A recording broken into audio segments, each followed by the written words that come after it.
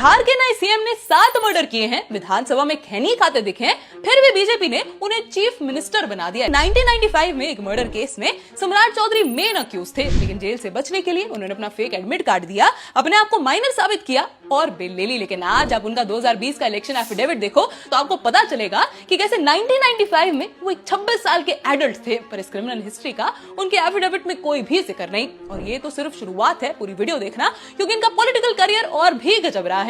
जो नेता पहले मोदी और बीजेपी की लहर रोकने की कस्में खाते थे, नरेंद्र मोदी की पार्टी बिहार में फैलती जा रही है, इसको रोकने के लिए हम लोगों को कुछ निर्णय लेना पड़ रहा है। जिनके पापा ने स्टेज पर खड़े होकर कहा था, नरेंद्र मोदी को भागलपुर की धरती में ही गाड़ देंगे, कहीं बाहर नहीं निकलने देंगे। उन्होंने पहले आरजेडी, फिर जेडीयू, फिर हिंदुस्तानी अवाम मोर्चा ज्वाइन करी और आज पलटकर बीजेपी से बिहार के सीएम बन चुके हैं। लेकिन क्या नेताओं को ऐसे पार्टियां बदलना अलाउड भी है? नहीं। 1967 में हरियाणा के एक एमएलए गयालाल ने 9 घंटे में 3 पार्टियां बदली थी, जिसे मजाक में आया राम गया राम भी कहा जाता है।